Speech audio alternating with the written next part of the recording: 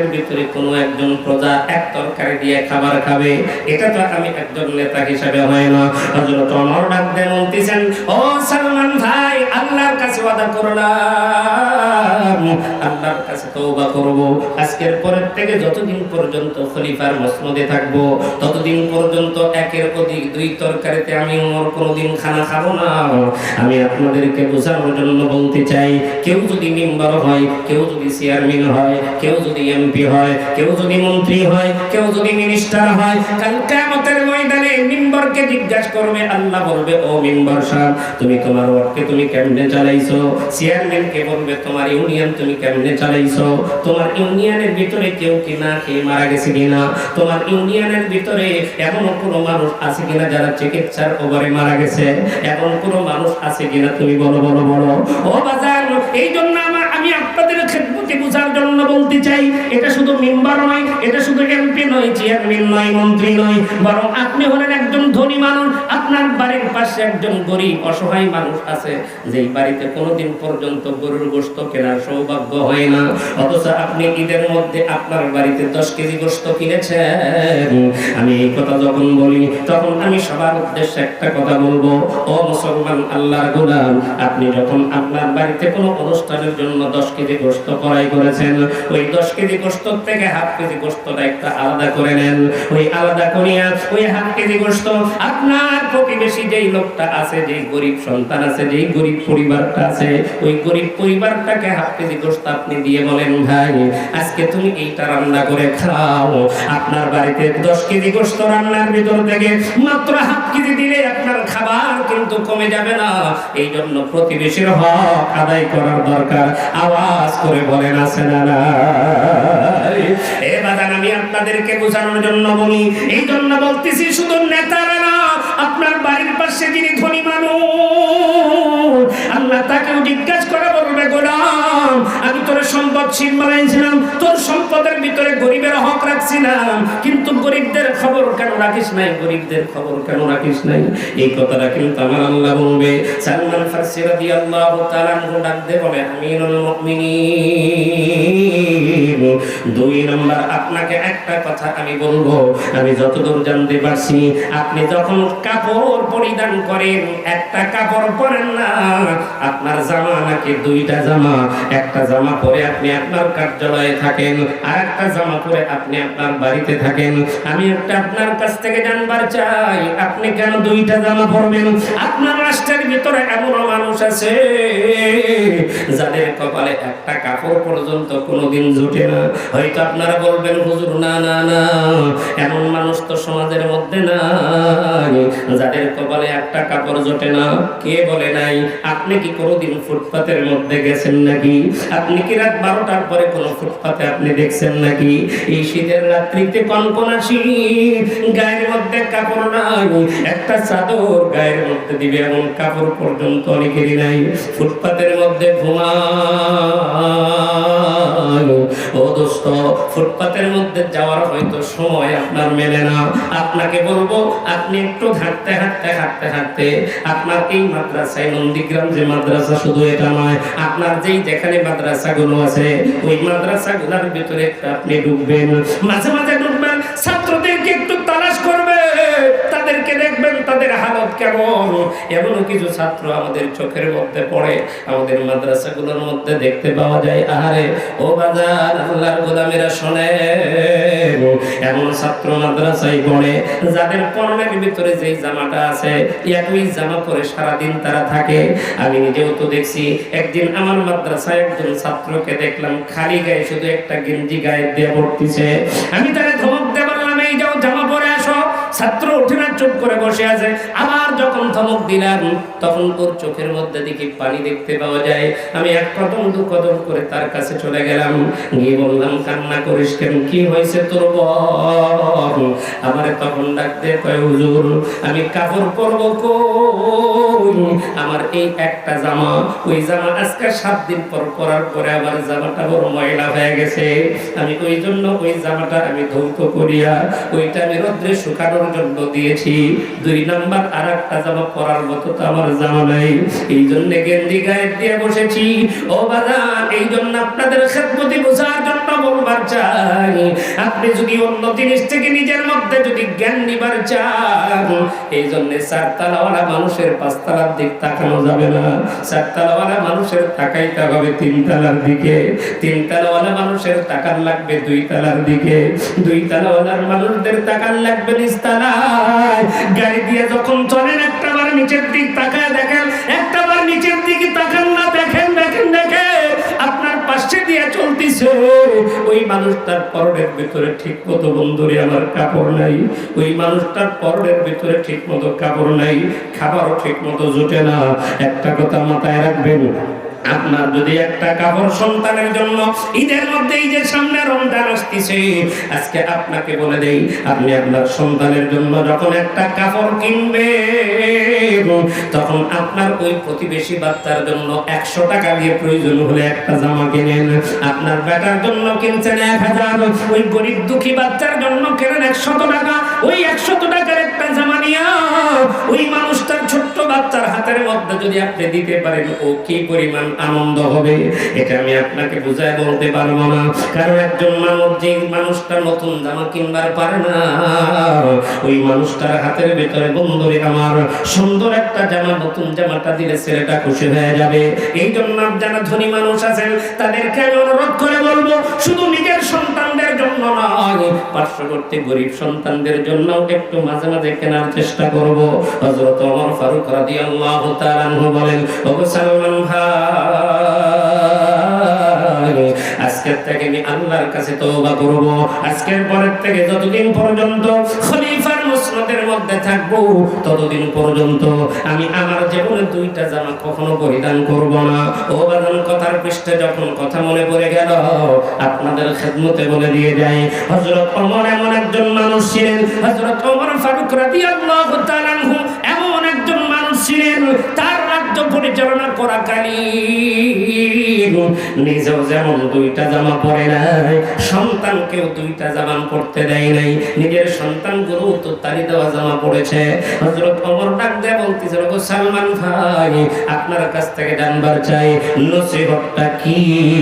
ডাক দিয়ে বলতেছেন, নসিহতটা হলো আমি আপনাকে একটা কথা বলবো, এই অর্ধ পৃথিবীর খলিফা হওয়ার কারণে আপনার ভেতরে যেন বিন্দু পরিমাণের অহংকার না ঢোকে। অহংকার আমাদের আছে না নাই?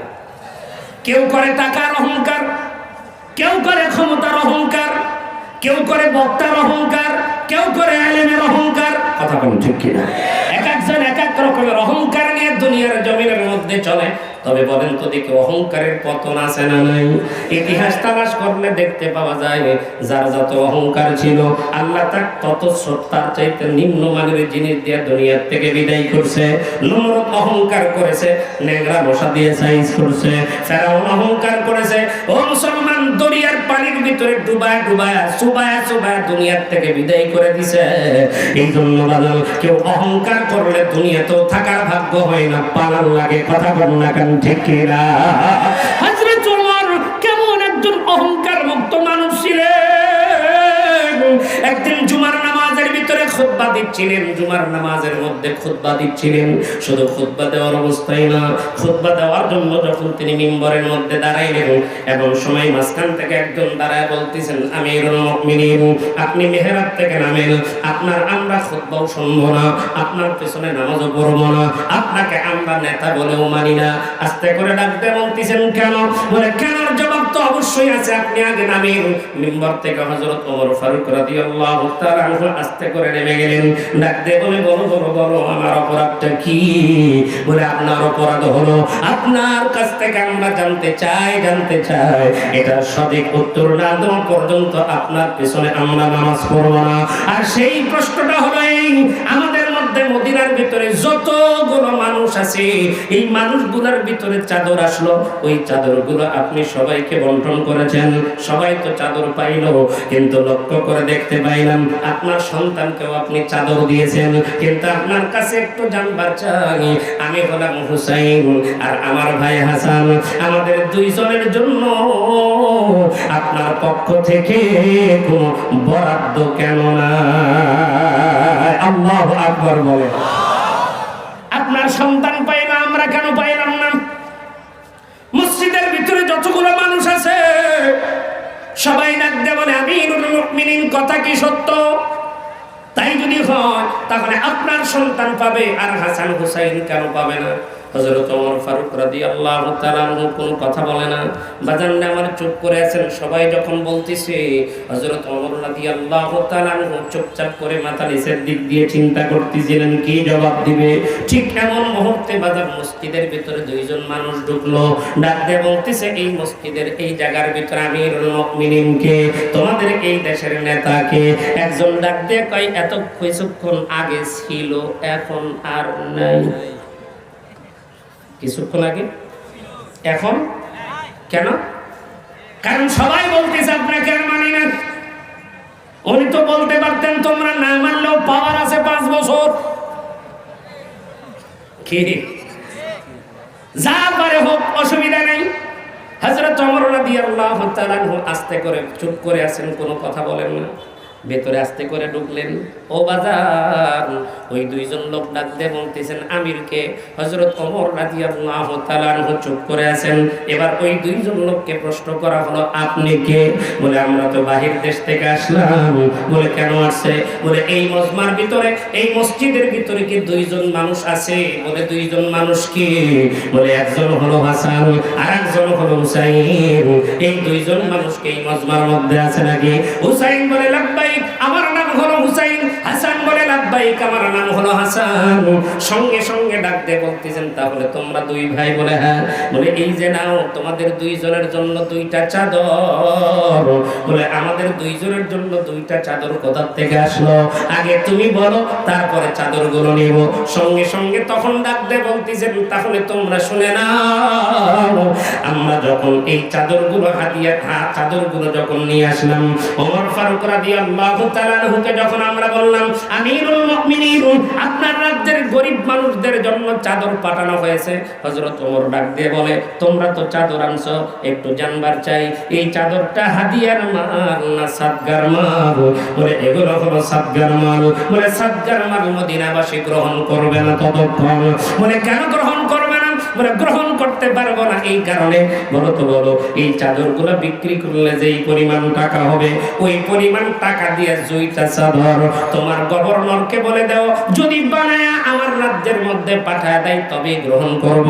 বলে 2টা চাদর স্পেশাল করে বানানোর দরকারটা কি? বলে এই মদিনার ভিতরে আমার নবীর পরে 2জন স্পেশাল মানুষ আছে, ওই 2জন স্পেশাল মানুষের জন্য সাদগার মাল হারাম। আল্লাহু আকবার, আল্লাহ। হযরত ওমর ডাক দিয়ে বলেন, ওগুলো হতে হবে হাদিয়া। ওই হাদিয়া যদি দেয় তাহলে গ্রহণ করব, নইলে গ্রহণ করব না। তখন আমরা চলে গেলাম। যাওয়ার পরে আমাদের গভর্নরকে বললাম, তখন তিনি 2টা চাদর, ওই সমমূল্যের চাদরটা টাকা দিয়ে চাদর বানাইয়া মদিনাতে পাঠিয়ে দিছে। এটা হলো একটা হাসান আর একটা হলো হুসাইনের জন্য। সঙ্গে সঙ্গে হুসাইন বুঝবার পারছে, এক দৌড় মারছে হযরত ওমরের কাছে।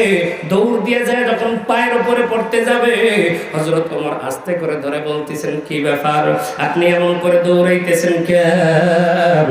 ডাকতে বলে, আমিরুল মুমিনিন, মাফ করে দেন, মাফ করে দেন। আপনি আপনার সন্তানকে চাদর দিয়েছেন, আমাদেরকে কেন দেন নাই বুঝবার পারছি। আমার নবী, আমার নানা, আমরা হলাম তার নাতি। আপনি আমাদেরকে হাদিয়ার চাদর দিয়েছেন, সাদগার চাদর কেন দিলেন না? হযরত ওমর ডাক দিয়ে বলেন, এমন সময় নবীর ওই রওজার দিকে এমন করে ইশারা করে ওমর ডাক দিয়ে কয়, আমার নবীজি বলে গেছেন তার পরিবারের লোকদের জন্য সাদগার মাল হারাম।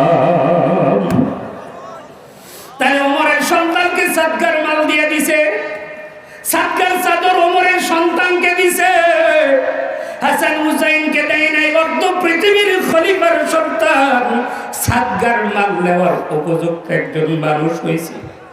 তার মানে বাজান, তাদের ইতিহাস তালাশ করলে দেখা যায় নেতা হওয়ার আগে ধনী ছিল, নেতা হওয়ার পরে গরিব হয়ে গেছে। আর আমাদের দেশের চিত্র হলো ভিন্ন। নেতা হওয়ার আগে যা থাকে, নেতা হওয়ার পরে ওই তালা আরো বেড়ে যায়। কথা কোন ঠিক কিনা? আমি আপনাদের সামনে বোঝানোর রাদিয়াল্লাহু তাআলা আনহুর কাছে গেছেন নিজের সংশোধনের জন্য। তার মানে বাজান আমাদের মধ্যে সকলের অভাব আছে। তার মানে হলো আমরা বলেন তো দেখি কার গোলাম? আওয়াজ করে আরেকবার বলেন না, কার গোলাম? আল্লাহর গোলামি করার জন্য আমাদের শেখার দরকার আছে। আর যদি শিখবার চাই ওই শিক্ষা অর্জন করতে হবে দ্বীনে ইলম। আর দ্বীনে ইলমের শিক্ষার জায়গার নাম হলো মাদ্রাসা। এই মাদ্রাসায় কোরআনের শিক্ষা দেওয়া হয়, এই মাদ্রাসায় হাদিসের শিক্ষা দেওয়া হয়। আমি আপনাদের সামনে মাদ্রাসার পক্ষ থেকে অল্প কয়েকটা মিনিটের জন্য ও মুসলমান আপনাদের কাছে একটু আহ্বান রাখবো। যেগুলো তো বহু টাকা আপনারা নষ্ট করেছেন, বিভিন্ন জায়গায় আপনারা খরচ করেছেন মাদ্রাসার জন্য। যার যেমন সামর্থ্য আছে ওই সামর্থ্য অনুযায়ী এখান থেকে যদি উঠে আসেন হয়তো অনেক ঝামেলা হতে পারে। আপনারা কেউ যদি নগদ দিতে পারেন, কেউ যদি বাকি দিতে পারেন। আমি আপনাদের সামনে অল্প কয়েকটা মিনিট, আমি যতদূর জানি হুজুর কিন্তু অলরেডি রওনা দিয়েছে, মনে হয় 2-4-5 মিনিটের ভিতরে এখানে পৌঁছে যাবে। আর এই